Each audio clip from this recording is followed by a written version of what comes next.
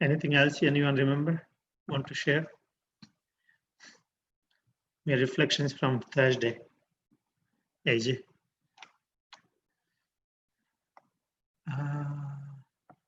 No? They all decided to move. They came to meet whom? Mike.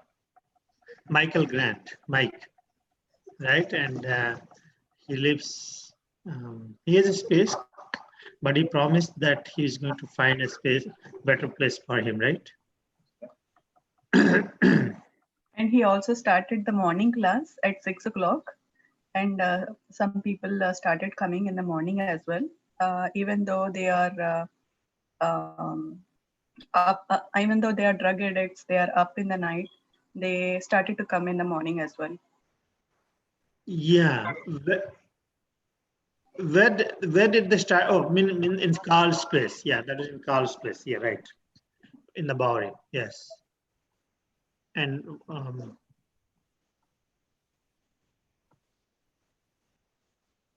okay. Somebody else was saying something.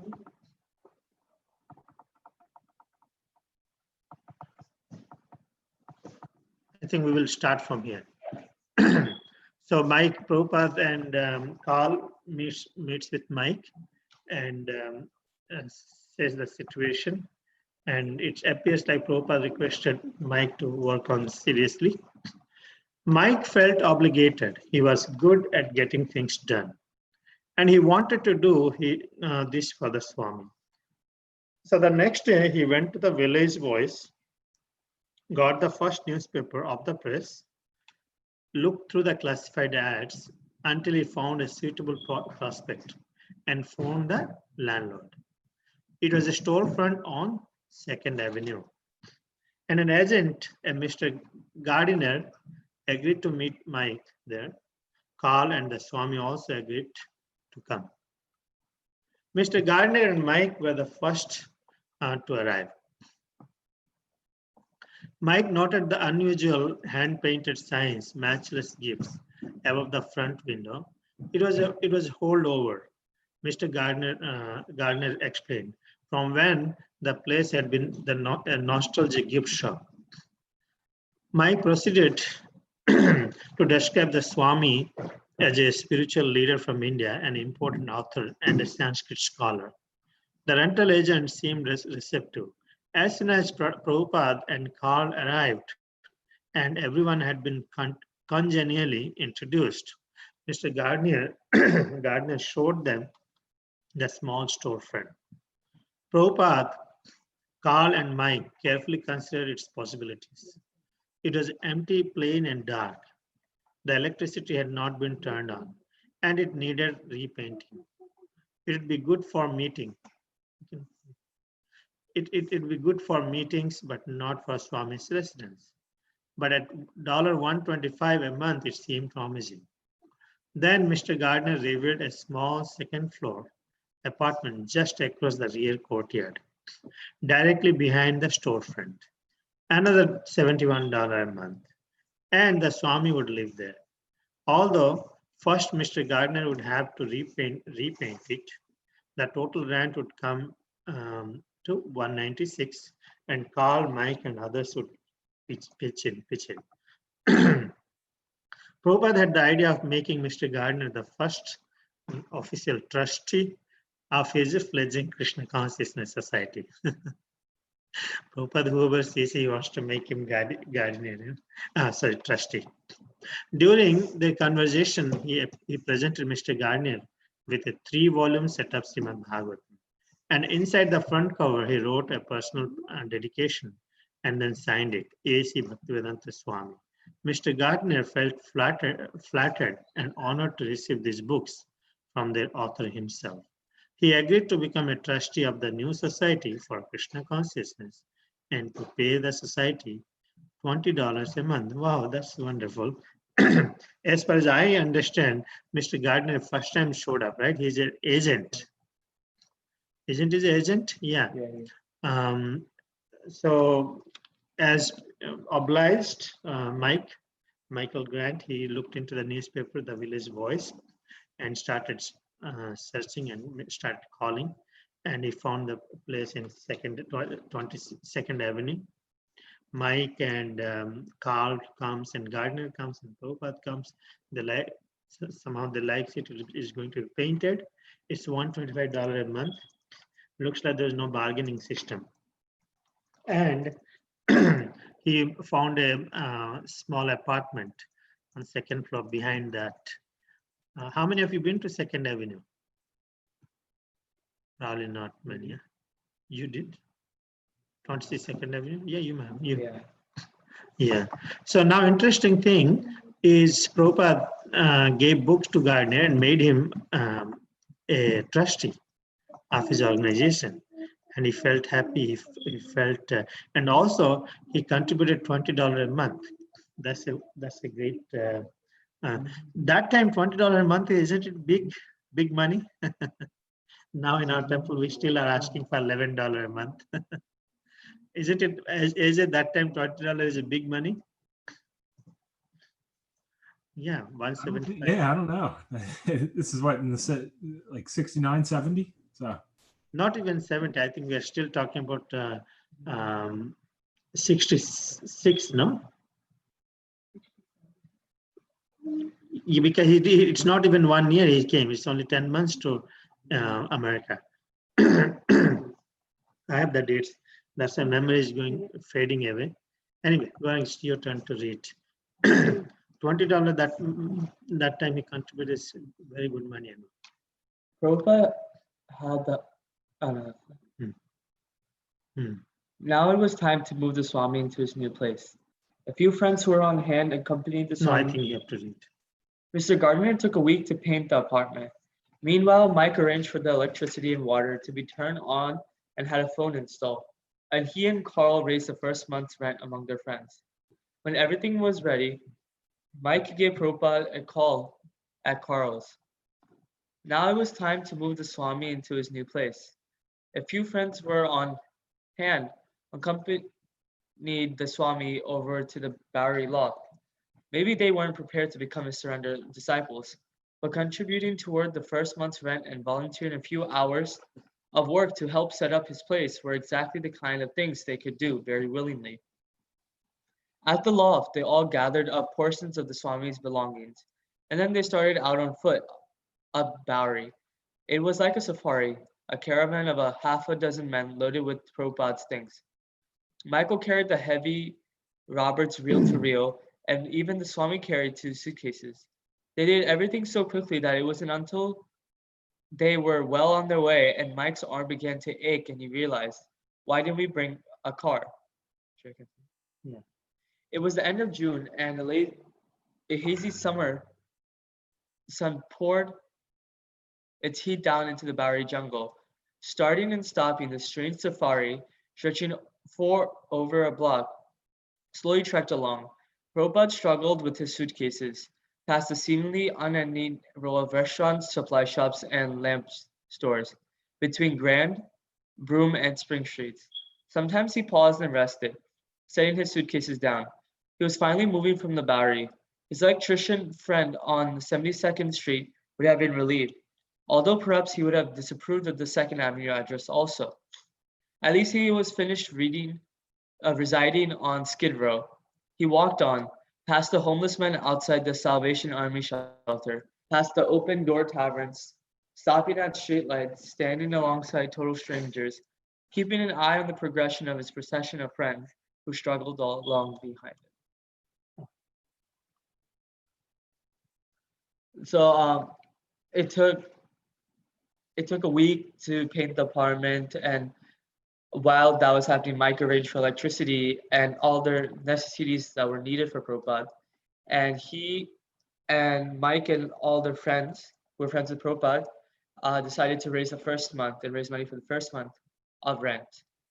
And then it was time for Prabhupada to move, and all together they started carrying Prabhupada's suitcases to his new apartment, and it was described as a caravan of men, and as they were traveling and they were carrying. and then now he also had the thought that now he was relieved that he had moved out of the Bowery But even though he moved from the Bowery, still the 2nd Avenue address was in such a great place. But he was still happy. And as he passed along, he saw the miseries people were facing, like homeless men and all this other stuff. I wonder who actually narrated all these things. Maybe this one was narrated by Mike to Sasur Maharaj. Some of the portion I'm thinking. Yeah, maybe. The Bowery artist and musicians saw him as highly evolved. They felt that the spirit was moving him and were eager to help him set up his own place so that he could do his valuable spiritual thing and spread it to others. He was depending on them for help, yet they knew he was on a higher level. He was his own protector, or as he said, God protected him. The Swami and his young friends reached the corner of Bowery and Houston, turned right, and proceeded east, gazing steadily ahead as he walked. Prabhupada saw the southern end of 2nd Avenue, 1 block away. At 2nd Avenue, he would turn left, walk just 1 block north across 1st Street, and arrive at his new home. As he passed the I&D subway entrance, the storefront came into view, matchless gifts. He gripped his suitcase and moved ahead. At 2nd Avenue and Houston, he hurried through a break in the rapid traffic. He could see green trees holding their heads above the high courtyard wall, reaching up like overgrown weeds in the space between the front and rear building of the new address. The street side building housed his meeting hall, the rear building the apartment where he would live and translate. Adjoining the storefront building on its north side was a massive 9-story warehouse. The storefront structure was only 6 stories and seemed appendant to the larger building like its diminutive child. On its southern side, Prabhupada's new temple showed a surface of plain cement and was free of an adjoining structure. There was only the spacious lot of the DG mobile service station, then bordered on 1st Street. As Prabhupada approached the storefront, he could see 2 small lanterns decorating the narrow doorway. There was no certainty of what awaited him here, but already there had been good sign that the American young people, mad though they sometimes were, could actually take part in Lord Chaitanya's Sankirtan movement. Perhaps this new address would be the place where he could actually get a footing with his International Society of Krishna Consciousness. Finally, with a hope. So this is the end of the narration of the experiences at the Bowery. And so everybody moved, and Prabhupada gives the whole description of while he was moving from Carl's place to the 2nd Avenue, or how the direction, all the appearances of the place and streets, everything has been described. Those are very good, they can follow. So now finally Prabhupada reaches and 2nd Avenue and shows the description. And interestingly, he finds that, okay, something is better. When he came, there was no one, but now at least a handful of men are seriously trying to help him, though mad. Sometimes they're mad, but at least they're taking part in Krishna, Lord Chaitanya Sankirtan movement. So with this, we end this chapter. I want to thank you for joining on this in this journey. So we'll move to the next one, chapter 18. Right? Am I right? Yeah, chapter 18. It was a big, the breaking ground. This is what is interesting thing will come. Cyclone Prabhu, you can read. Swami Bhaktivedanta came to USA and went swiftly to the archetype spiritual neighborhood, the New York Lower East Side, and installed intact and ancient, perfectly preserved piece of street India. He adorned a storefront as his ashram and adored Krishna therein, and by patience and good humor, singing, chanting, and expounding Sanskrit terminology day by day, established Krishna consciousness in the psychedelic, mind manifesting center of America East. To choose to attend to the lower side, what kindness and humility and intelligence. Allen Ginsberg from his introduction to the Macmillan Bhagavad Gita as it is. Prabhupada's new neighborhood was not as rundown as the nearby Bowery, though it certainly was less than quaint. Right across from his storefront, a row of tombstones looked out from the somber, dimly lit display windows of Wiesner Brothers and Paper Memorials. North of Wiesner Brothers was Sam's Luncheonette. Next to Sam stood an ancient 4-story building marked AIR. Then Ben J. Horowitz monuments, more gravestones, and finally Schwartz Funeral Home.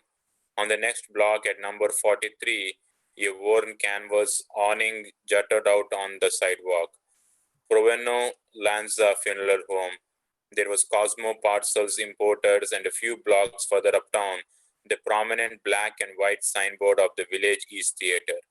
Up a block, but on the same side of the avenue as the storefront, was the Church of the Nativity, an old 3-story building with new blue paint and a gold-colored cross on top. The 6-story 26th 2nd Avenue, its face covered by a greenish fire escape, crouched against the massive 9-story Knickerbocker fireproof warehouse. 2nd Avenue was the main traffic artery for East Manhattan, and the spotlight at the intersection of Houston and 2nd pumped a stream of delivery trucks, taxis, and private autos past Prabhupada's door.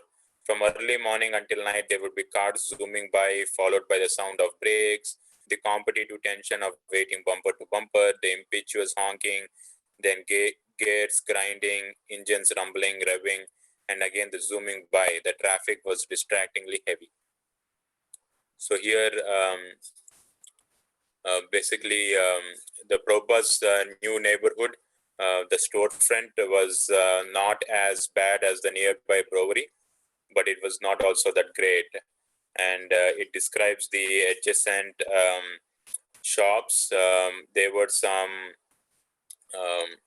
graveyards, funeral homes. There was some restaurants, and there was also a church which was nearby. Basically, the 2nd Avenue where the storefront was a main street, and there were a lot of trucks, taxis, and autos flowing through, and the traffic was always busy on that street, and there was it was distracting, and there was continuous honking and everything, like it is in New York.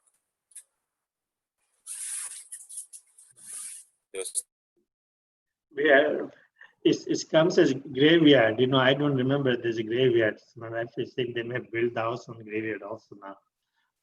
If those who've been to this area, I didn't see anything. It's all fully crowded. I think it was saying it was the stores that sell the graves, not a graveyard. It's they sell the marker for the cemeteries. Oh, is it? Yeah, not the cemetery itself. Yep. Right. Yeah, I didn't see anything. I thought there was a funeral home. Funeral home is fine. Yeah, funeral home here, Yeah. They buy and sell. Sometimes funeral home. Next time you might find it restaurant also in the same place. America is a very different culture. I came across many people. We have daily dealing. They worked on this, and on the process the body when the person dies. The process they do some processing right in funeral homes somewhere. So they worked in those areas. It's very common here. Many people. I say, growing up, my great grandparents ran a funeral home in Wilmington, and they lived above it. So my dad grew up playing in the funeral home as a little kid, where they're prepping the bodies and everything. Wow. See. and in Indian culture, no one has any kind of experience. Hardly very, very, specific people who has been doing since their parents, that's it. Dealing with bodies were not so common. Mataji got. At 22nd Avenue, there were actually two storefronts. The one to the north was a coin laundry, and the one to the south had been a gift shop, but was now vacant. Both had narrow entrances, large display windows, and dull paint. Beneath the matchless gifts sign was a window, 6 feet square, that a few weeks before had displayed match boxes decorated with photos of movie stars of the 30s and 40s. The sign Matchless Gifts was the only remaining memento of the nostalgic gift shop that had recently moved out. Below the shop's window, a pair of iron doors in the sidewalk hid stone steps to the cellar and boiler room. The wide sidewalk had been laid down in sections of various shapes and sizes at different times, years past. Certain sections had cracked or caved in, and a fine dust with tiny sparkling shards of glass had collected in the cracks and depressions. A dull black fire hydrant stood on the curb. Midway between the entrances to the two storefronts was the main entrance to number 26. This door opened into a foyer lined with mailboxes and intercoms, and then a locked inner door opened into a hallway leading to the stairs or back to the courtyard. To the left of the gift shop's window was its front door, a dark wooden frame holding a full-length pane of glass. The door opened into the long, narrow storefront, which has now completely bare. Just inside, to the right of the door, a platform extending beneath the display window was just the proper height for a seat. At the far end of the bare, dingy room, two grimy paned windows covered with bars opened into the courtyard. To the left of the left-hand window was a small sink fixed to the outside of a very small toilet closet, whose door faced the front of the store. A door on the store's left wall connected to a hallway that led into the courtyard. I don't know. It's all looking like description only, Prabhu, right? I know you will do a great job. Yeah, right. That's correct. It's the description of the place, very details. This is the interesting thing in America. The books always provide so much of details. Even Ch.18 Prabhu's books, he's providing all the measurements of the wood he used. Everything. I'm amazed how they keep track of. AJ, is it very common here? People keep taking notes and they write the diary. I guess, yeah, they just want to paint the picture as vividly as possible, I guess, right? And maybe add a couple extra pages to the book. Yeah. Many places I noticed they really have all these details saved in the diaries. Okay. Prasanthi, please.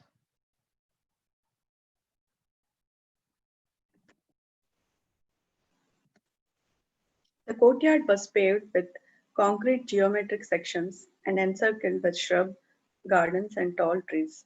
There was a picnic table, a cement bird bath, and a bird house on a pole, and near the center of the courtyard were two shrub gardens. The courtyard was bordered north and south by high walls and front and back by the two tenements. The patch of sky above gave relief. Overlooking the courtyard from the rear building of 26 Second Avenue was Prabhupada's second floor apartment, where he would now live, work, and worship. With help from his Bowery friends, he had cleaned and settled into his new home. In the back room, his office, he had placed against one wall a thin cushion with an elephant print cover, and in front of the cushion his unpainted metal suitcase, which served as a desk. He had set his typewriter on the desk and his papers and books on either side. This became his work area, his manuscripts bundled in saffron cloth. His stock of Srimad Bhagavatams and his few personal effects he kept in the closet opposite his desk. On the wall above his sitting place, he hung an Indian calendar print of Lord Krishna. Krishna, as a youth, was playing on his flute with a cow close behind him. Lord Krishna was standing on the planet Earth, which curved like a top of a small hill beneath his feet. There were two windows on the east wall, and the dappled morning sunlight filtering in through the fire escape across the floor. So this describes about the still further about the room, and there is a courtyard also with gardens, shrub gardens, and trees, and there are also some bird houses for the birds, and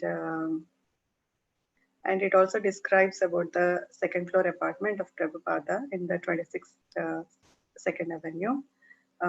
He has all his things um, arranged in his room. He had cleaned and settled, and he has a desk and a metal suitcase. His metal suitcase served as a desk, and he set his typewriter, books, and papers on either side. And also, in the closet he kept his personal belongings and his stock of Srimad Bhagavatams. And he also has a calendar, Indian calendar of Krishna in the youth form, playing the flute with a cow on the background, and planet Earth, which curved like the top of the small hill beneath his feet. Nice. It's good to know. I didn't know about this thing. So he had a calendar and Krishna's picture. I think some of the paintings was there in the Bhagavatam as well. You know, if we remember him, I haven't seen the original Bhagavatam actually, but I'm sure there are some paintings the original Bhagavatam as well. Okay. And Nipa, can you hear me? You wanna read now? Nipa? Yes, Prabhu. Please. The next room was bare except for a fancy coffee table, which became Prabhupada's altar. Here he placed a framed picture of Lord Chaitanya and his associates. On the wall he hung an Indian calendar print of four-armed Lord Vishnu and Ananta Sisa, the celestial snake. And as in the Bowery loft, he put up a clothes line. Both rooms were freshly painted, and the floors were clean hardwood parquet. The bathroom was clean and serviceable, as was the narrow furnished kitchen. Prabhupada would sometimes stand by the kitchen window, gazing beyond the courtyard wall. He had moved here without any prospects of paying the next month's rent. Although Carl, Mark, Carol, James, Bill, and others had encouraged him to move here, some of them now found it a little inconvenient to visit him regularly. But they all wished him well and hoped new people would come here to help him. They felt that this location was the best yet, and he seemed more comfortable here. At the Paradox, Bill would spread the word of Swamiji's new address. Shall I continue, Prabhu? Yes, you can. The Lower East Side has a history of change and human suffering as old as New York. 300 years before Prabhupada's arrival, it had been part of Peter Stuyvesant's estate, today landmark of Tompkins Square Park, and they had been then been a salt marsh known as Steuben's Swamp. So here it describes basically the next room of Prabhupada's house, like the new apartment, which had just had a coffee table, and he framed a picture of Lord Chaitanya and his associates. He also hung an Indian calendar, which had forearmed of Lord Vishnu and Ananta Sisa, the celestial snake. Both the rooms of Prabhupada's apartment were freshly painted and the floors were hardwood parquet. The bathroom was clean and serviceable. The kitchen was furnished, and he moved there without knowing about any prospects for the next month's rent. Although Carl, Mike, Carol, James, Bill, others encouraged him to move here, but they found themselves little inconvenient to visit him regularly. But they always wished well, and they hoped that new people will arrive and meet Prabhupada. And they also felt the new location was the best as till date and comfortable. And at Paradox, Bill had already started to spread the news of Swamiji's new address. And the lower side had a history of change as New York. Uh, it says 300 years before Prabhupada's arrival, it had been a part of Peter Steuben's estate, and today's landmark of Tompkins Square Park had been a salt marsh known as Steuben's Swamp. Yeah, this is painful to see all the Carl, Mike, Carol, and James, Bill. They encouraged him to, but they found inconvenient to visit him regularly. That's people are very important. Okay, Rana Prabhu, you can read. Yes, bro. Hare Krishna. The Lower East Side has a history of change and human suffering as old as New York. 300 years before Prabhupada's arrival, it had been part of Peter's Stuyvesant's estate. Today's landmark of Tompkins Square Park had then been a salt marsh known as Stuyvesant's Stamp. The Lower East Side first became a slum in the 1840s when thousands of Irish immigrants, driven by the Irish potato famine, came and settled. 2 decades later, the Irish became the image of the American to the next immigrants, the Germans, who gradually grew in numbers to become the largest immigrant group in New York City. Next came East European Jews, Poles, and Ukrainians. And by 1900, the Lower East Side had become the most densely populated Jewish ghetto in the world. But in the next generation, the ghetto began to break up as Jews moved to the suburbs and economic advancement. Next, the Puerto Ricans thronged in hundreds of thousands in the 1950s, immigrating from their island poverty or moving in from East Harlem. They and the Negroes from Harlem and Bedford Stuyvesant, who arrived next, were the new groups who, along with the Poles and Ukrainians, populated the 2 square miles of tenements and crowded streets that formed the Lower East Side slums in the 1960s. Then, only a few years before Prabhupada's arrival, a different kind of slum dweller had appeared on the Lower East Side. Although there have been many sociological and cultural analyses of this phenomenon, it remains ultimately inexplicable why they suddenly came, like a vast flock of birds swooping down, or like animals in a great instinct migration, and why after a few years they vanished.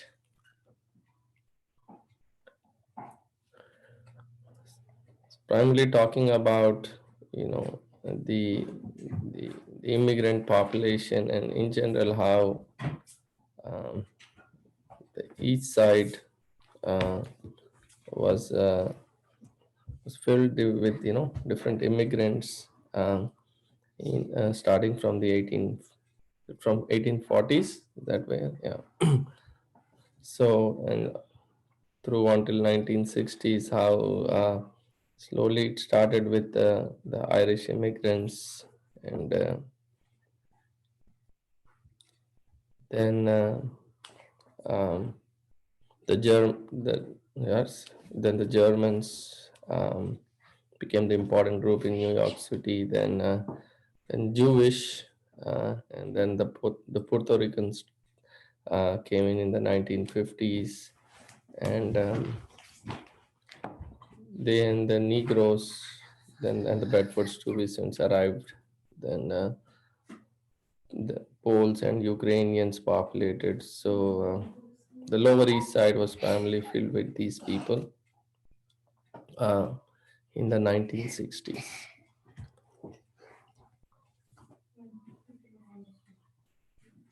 Um, the- so, so the different sociological and cultural backgrounds of people who immigrated and settled in the Lower East Side of New York. Yeah, I don't see Chinese written here at all, or maybe it's the lowest side. Yeah. Well, at the early part was mostly Germans and Irish people. But Chinese Chinatown Chinese, is not there. recent Prabhu more, yeah. No, Prabhupada has been going to Chinatown to pick No, but people up. this is all before he came, right? Right. Mm. So I don't know honestly the history of when Chinatown, but I would assume because the if you look at the American histories, should be mostly Irish, German people, and South Americans. Maybe AJ knows more about the Chinese and the Chinatown when they flocked in. But this is all in the late 1800s and early 1900s. Yeah. AJ, now your turn. So Mataji is there, right? Yeah, she can. Yes, Prabhu.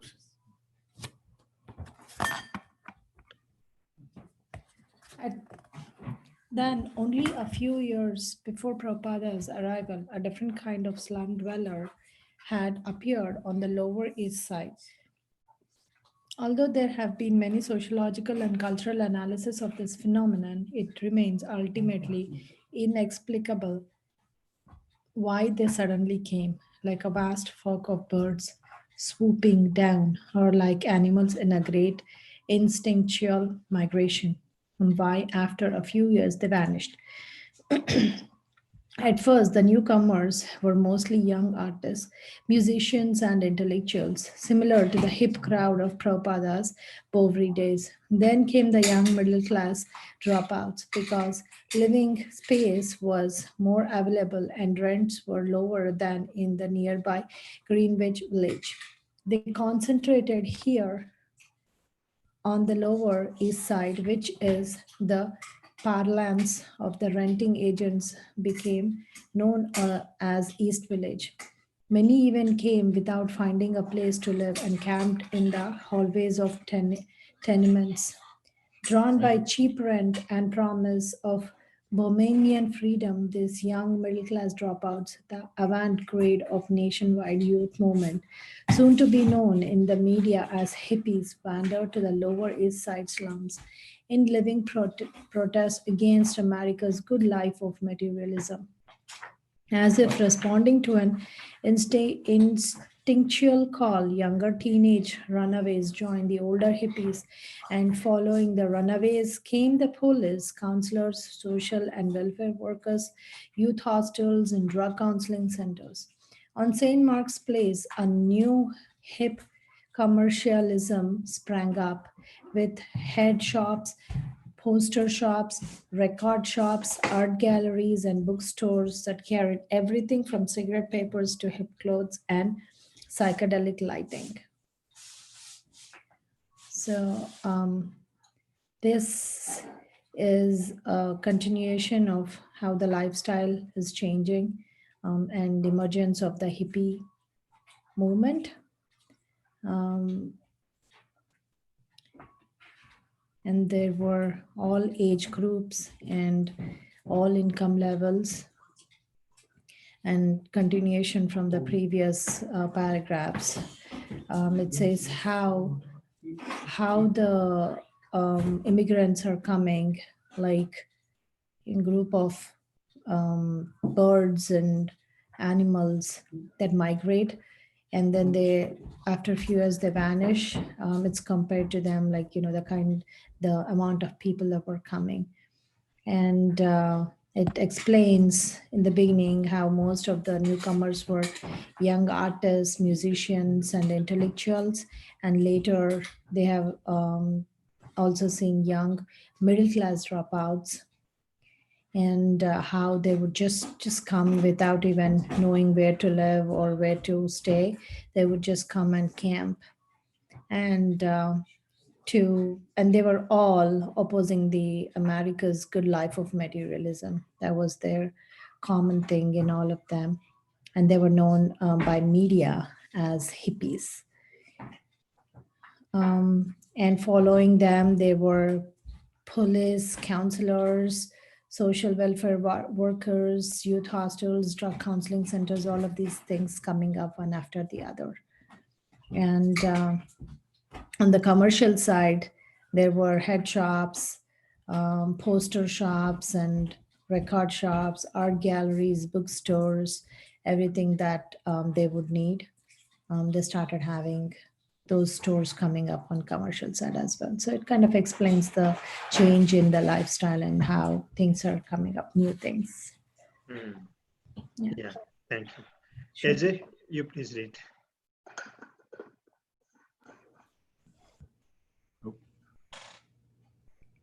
All right, I think it's right with the hippies' journey to the Lower East Side in full conviction that this was a place to be, just as their immigrant predecessors had done.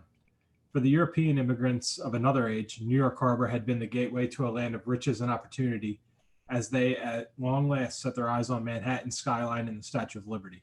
Now in 1966, American youth thronged to New York City with hopes of their own and feasted in the vision of their newfound mystical land, the Lower East Side slums. It was an uneasy coexistence with hippies on one side and Puerto Ricans, Poles, and Ukrainians on the other. The established ethnic groups resented the newcomers who didn't really have to live in the slums, whereas they themselves did. In fact, many of the young newcomers were from immigrant families that had struggled for generations to establish themselves as middle-class Americans. Nevertheless, the youth migration to the Lower East Side was just as real as the immigration of Puerto Ricans or Poles or Ukrainians had been, although the motives, of course, were quite different. The hippies had turned from the suburban materialism of their parents, the inane happiness of TV and advertising, the ephemeral goals of middle-class America. They were disillusioned by parents, teachers, clergy, public leaders, and the media, dissatisfied with American policy in Vietnam, and allured by radical political ideologies that exposed America as a cruel, selfish, exploitative giant who must now reform or die. And they were searching for real love, real peace, real existence, and real spiritual consciousness. So this section talks about, again, just talking about the hippies, but how they moved to the Lower East Side. They didn't have to. It was more, where a lot of folks got pushed into the Lower East Side because it was inexpensive housing. They had nowhere else to go. The hippies were moving there to kind of fight against materialism, right? They were moving there because they may have grown up rich, and how do you make your rich parents mad? You move to the slums, right? How things like that. And as a result of that, a lot of the people that had to live there, like it says, the Puerto Ricans and the Ukrainians, resented that these kids were kind of using it as a novelty almost, right? Like this terrible thing, this terrible place I have to live, you're doing it as like a fun venture. So that kind of just shows the mentality of the time. But the last paragraph really gets into where you can start to see how it jives a little bit with Prabhupada's message, right? They're disillusioned. They were becoming tired of materialism. They were tired of the illusion of happiness and these goals of the achieving middle class status in America, that things that just ultimately, I guess, don't matter. And also they're put off by their parents and religious leaders and government and just the state of America in general at the time. And they were looking, the last line there, right? They wanted love, peace, existence, and spiritual consciousness were the ultimate goals they were striving for. Yeah, I can believe in those days they are considering as materialism, and now Any change in the materialism is growing bigger, right? More, right? Materialism, in the sense that the richness, money, and everything is now is more than as it used to be in the past, right? Yeah. Yep. Yeah. It's pretty wild. Yeah. Is people are not. I mean, no, I really have difficult. What life they used to have, that they find it is more the young generation. Didn't like it because it says a suburban materialism of their parents. And Yeah, is it less now, or it is, or those days it was more as compared to now, or they become a little more opened up? I mean, hey, I'm not old enough to say, but I would assume as a society, I would say we've become more materialistic over time. So I would think, right? These weren't city kids. These weren't poor kids. These were, probably middle class to upper middle class families, where mom and dad had to work. They weren't living paycheck to paycheck, but they weren't rich by any measure. And the way you fight, the way you rebel against that is going the opposite direction, forcing, taking on a life of poverty, and yeah, it's just, I don't know. I don't think it's something I would have done. It's like, let's go move to a bad area of town just to stick it to mom and dad. But yeah, I mean, that was the movement. That's what they were doing at the time. Okay, I'm glad. We didn't born that time. So, who is Swati Mataji? Please read. By the summer of Srila Prabhupada's arrival at 22nd Avenue, the first front in the great youth rebellion of the 16th has already entered the lowest east side.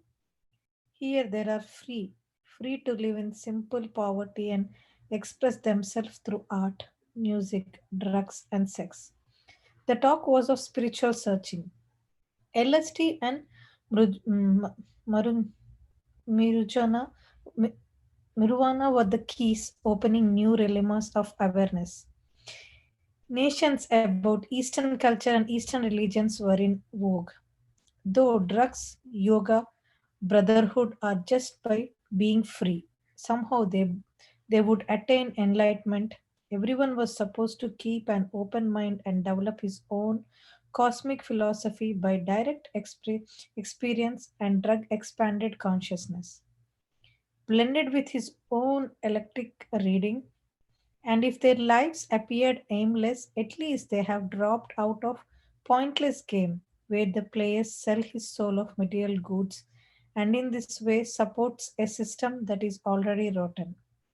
So it was that in 1966, thousands of young people were walking the streets of the Lower East Side, not simply intoxicated or crazy, though they often were, but in search of life ultimate answers in complete discredit of the establishment and the day-to-day life pursued by the millions of straight Americans.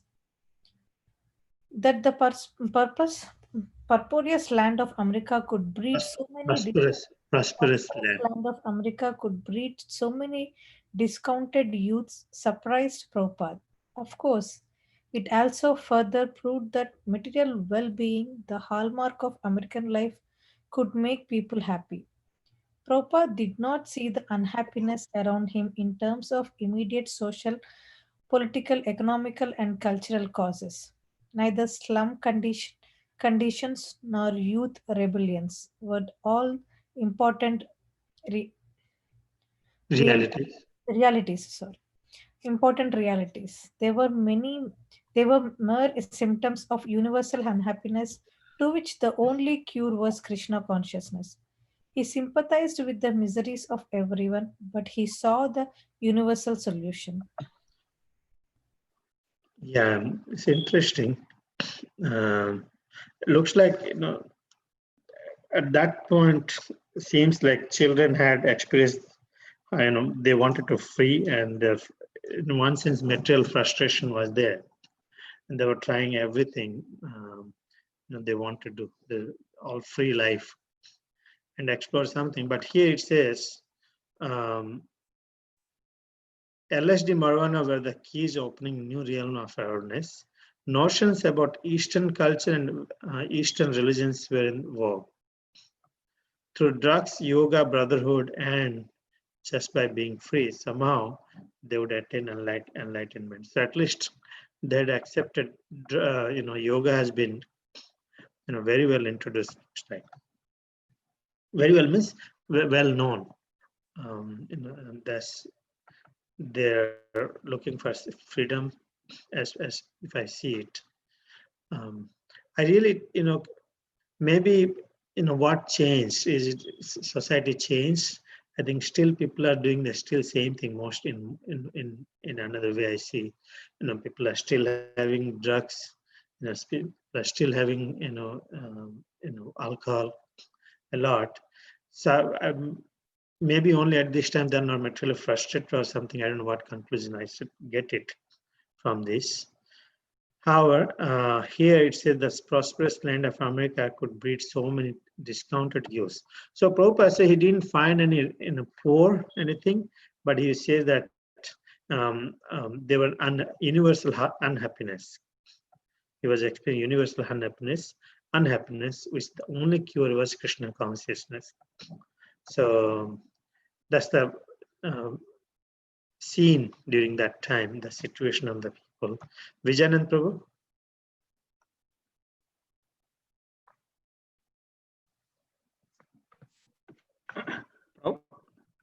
Prabhupada had not made a study of youth movement in America before moving to the Lower East Side. He had never been made specific plans to come here amid so many young people. But in the 10 months since Calcutta, he had been moved by a force of circumstances, or as he understood it, by Krishna's will. From one place to another, on the order of his spiritual master, he had come to America, and by Krishna's will, he had come to the Lower East Side. His mission here was the same as it had been on the Bowery or Uptown or even in India. He was fixed in the order of his spiritual master and the Vedic view, a view that was not going to be influenced by the radical changes of the 1960s. Now, if it so happened that these young people, because of some change in the American cultural climate, were to prove more receptive to him, then that would be welcome. And that would also be by Krishna's will. Actually, because of the ominous influence of the Kali millennium, this was historically the worst times for spiritual cultivation, hippie revolution or not. And Srila Prabhupada was trying to transplant Vedic culture into a more alien ground than had any previous spiritual master. So he expected to find his work extremely difficult. Yet, in his generally bad age, just prior to Prabhupada's arrival on the Lower East Side, tremors of dissatisfaction and revolt against the Kali Yuga culture itself began vibrating through American society, sending waves of younger people to wander the streets of New York's Lower East Side in search of something beyond the ordinary life, looking for alternatives, seeking spiritual fulfillment. These young people, broken from their stereotyped materialistic backgrounds and drawn together now on New York's Lower East Side, were the ones who are by chance or choice or destiny to become the congregation for the Swami's storefront offerings of Kirtana and spiritual guidance. So this paragraph shows like Prabhupada basically he did not did any analysis or study on how the people in youth are there in America before moving to the Lower East Side. And he also did not had any specific plans like how we will deal with so many young people. But in this 10 months since he left Calcutta, he had understood all these situations by Krishna's will from one place to another. And also he felt like he came to America by his wish of spiritual master. But he thought like it's not that much easy, and it will be like very difficult due to the environment which is available, which was prevailing in the 1960s. So he thought that it's not that much easy and it will be very difficult. And also, due to the materialistic material situation prevailing there, all those people who are wandering on the streets of the Lower East Side, who are like trying all the extreme level of materialism, and lots of people like wandering here and there and looking for various alternatives, for better alternatives apart from their ordinary life. So in this situation, so these people were the initial followers basically.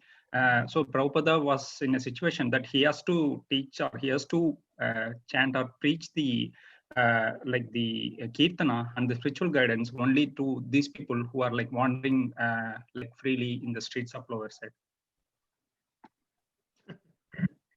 Yeah, that's it. Got it. The Swami's arrival went unnoticed. The neighbors said someone new had taken the gift shop next to the laundry.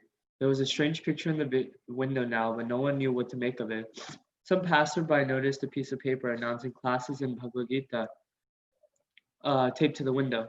A few stopped to read it, but no one knew what to make of it. They didn't know what Bhagavad Gita was, and the few who did thought maybe a yoga bookstore or something.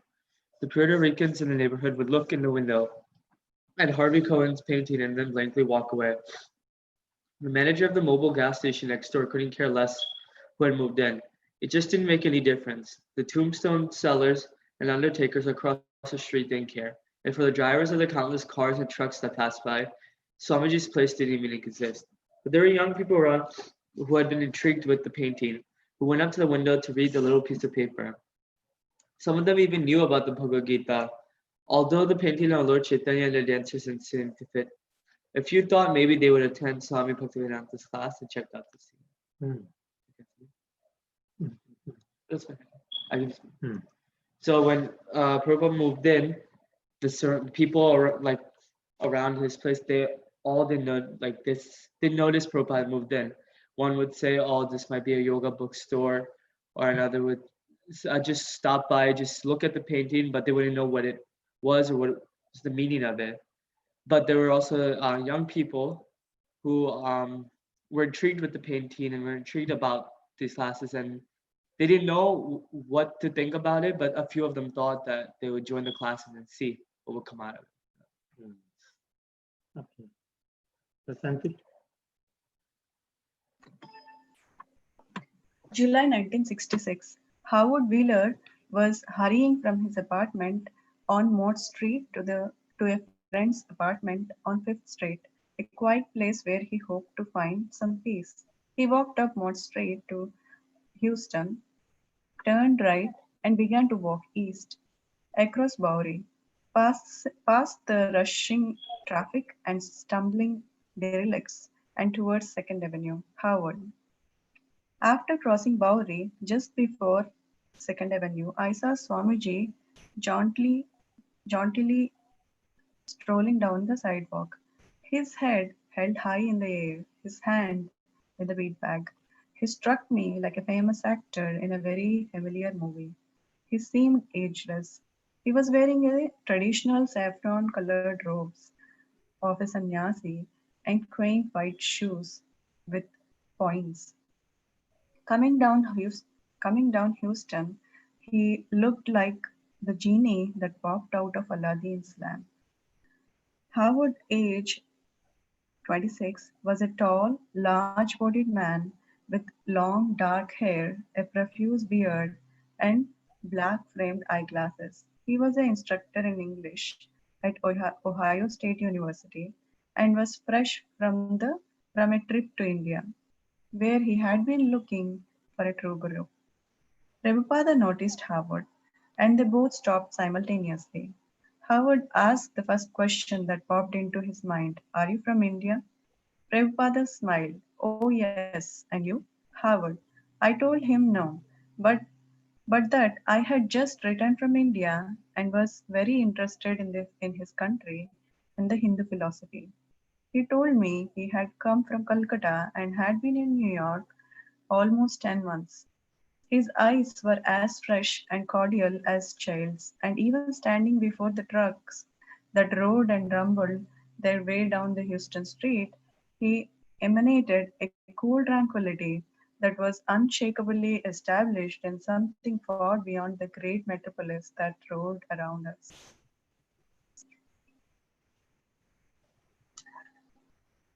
So Harwood Wheeler is going from his apartment to his friend's place, and there he saw the Swami. Um, that really made an impression on him. He explains how the Swami looked in his saffron clothes and white shoes, and he describes that he looked like a genie popped out of Aladdin's lamp. He is very young. He's 26, and he's a instructor in English at Ohio State University, and he went to India on a trip and looking for a guru. So he is a spiritual seeker, and as soon as he noticed Prabhupada, he stopped. And then the first question that popped out is, "Are you from India?" And then he explains him that he is very much interested in the country and also the Hindu philosophy. And Prabhupada explains that he came from India 10 months ago, and his voice and his head held in the air. Um, it seemed to make an impression on him, and that's what it describes here. Nice. I think he's Hayagriva Prabhu, who later gets initiated, if I remember correctly. Okay, one more person can read. Who wants to read? Who wants to read? Oh, I'm sorry, I missed today Sridhar and Srikar. Srikar, please. Howard never made it to his friend's place that day. He went back to his own apartment on Mott Street to Kit and Valley, his roommates, to tell them and everyone he knew about the guru who had inexplicably appeared within their midst. Kit and Howard had been to India. Now they were involved in various spiritual philosophies, and their friends used to come over and talk about enlightenment. 18-year-old Chuck Barnett was a regular visitor. Chuck, you would open the door of the apartment and thousands of cockroaches would disappear into the woodwork, and the smell was enough to knock you over. So Kate was trying to clean the place up and kick some people out. They were sharing the rent. Valley, Kate, Howard, and several others. Due to a lack of any other process, they were using LSD to try and increase their spiritual life. Actually, we were all trying to use drugs to help in meditation. Anyway, Valley, Howard, and Ket were trying to find the perfect spiritual master, as we are all were. Howard remembers his own spiritual seeking as reading books on Eastern philosophy and religion, burning lots of candles and incenses, and taking ganja and peyote and LSD as aids to meditation. Actually, it was more intoxication than meditation. Meditation was an euphemism that somehow connected our highs with our reading. Finish this. Yes, bro. Ket, 29, the son of a Southern Baptist minister, was a PhD. He was a PhD candidate in history at Columbia University. He was preparing his thesis on the rise of revivalism in the southern United States. Dressed in old denim cutoff, sandals, and t-shirts, he was something of a guru among the Mott Street coterie. So here we see that day, Howard, he never made it to his friend's place. So he first saw Prabhupada, and then again he never made it to his friend's place. He went back to his place, and then he was like telling his other friends, Keith and Howard, that he saw a group, and then he was like staying nearby. And then like Ket and Howard, and they also were. Ket was also back. Was with Howard in India. He was also on a spiritual journey, seeking a guru. And then here we see the place they stayed was like very unclean. They were all cockroaches, and then even the smell was enough to knock. I mean, even a person over, like nobody could enter. And then Ket was trying to clean up the place, and then he was sharing with another three people, Wally and Howard. And then they were all using LSD, and then LSD and drugs to increase their spiritual life. They did not know anything else, and so they thought LSD and drugs would help them with their spiritual lives. And then Howard, he remembered his own spiritual seekings. He was reading books on Eastern philosophy. He was burning candles, incense, and then he would take ganja and LSD as an aid to meditation. Actually, it's mentioned it was more of intoxication than meditation. And then Ket was a 29-year-old PhD candidate in history at Columbia University. And then he was preparing his thesis on the rise of revivalism in the southern United States. And then among his friends, he looked more something like a guru in his circle. Nice. I wonder how they were living in a place where thousands of cockroaches were there. I don't know. Yeah. Okay. See, Hari? Yes, Prabhu. Valley was in his 30s, shabbily dressed, bearded, intellectual, and well read in Buddhist literature. He had been a radio engineer in the army and, like his roommates, was unemployed. He was reading Alan Watts, Herman Hesse, and others, talking about spiritual enlightenment and taking LSD. In India, Howard and Kate had visited Haridwar, Rishikesh, Banaras, and other holy cities, experiencing Indian temples, hashish, and dysentery. One evening in Calcutta, they had come upon a group of sadhus chanting the Hare Krishna mantra and playing hand cymbals. For Howard and Kate, as for many Westerners, the essence of Indian philosophy was Shankara's doctrine of impersonal oneness. Everything is false except the one impersonal spirit. They had bought books that told them whatever way you express your faith, that way is a valid spiritual path.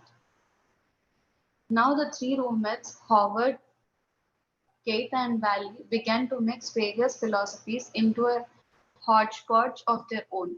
Howard would mix in a little Whiteman, Emerson, Thoreau, or Blake. Kate would cite biblical references, and Valley would add a bit of Buddhist wisdom. And they all kept upon Timothy Leary, Thomas A. Kempis, and many others, the whole mixture being subject to a total reevaluation whenever one of the group experienced a new cosmic insight through LSD. Prabhu, you please explain. Oh, me, huh? Okay. Yes, Prabhu. Yes. So did you start reading from here or here? From Howard, Valley was in his 30s. yeah. Keith, Valley, right? Okay, Valley describes all his friends, all these people, roommates. Valley was in his 30s, beard, and he was unemployed, right? He had been radio engineer but unemployed. Here, he says that in India, Howard and Keith, they visited Haridwar, Rishikesh, Banaras, and holy places. They have some experiences, at least. That's good. Prabhupada didn't have to preach. But now the point is, because they have been meeting with all this Sankara philosophies, doctrines, and impersonal oneness, everything is false except one impersonal spirit. That bought books that told them. So they mixed all these philosophies. You can situationally see, they got from all paths, Little Whitman, Emerson, Thoreau, and Blake, and Keith would cite biblical references. So basically, that really literally struggling. That's a very unique situation. People are really interested in one sense, but they didn't know they were mixing up everything. And on top of that, they're thinking, taking the path of LSD to become high. So anyway, did you read this? This was the group that Howard returned to that day in July. So basically they were struggling, and now after Howard sees Prabhupada, he was very much excited because they've really found a guru who can guide him and enlighten them on this, hopefully within hope. So he mentioned to all of them that he met this Swami. So we will continue tomorrow. Thank you so much. We don't have much time now. Thank you so much for your time. We'll continue to Hare Krishna. Srila Prabhupada ki jai. Hare Krishna. Hare Krishna. Samat Prabhu.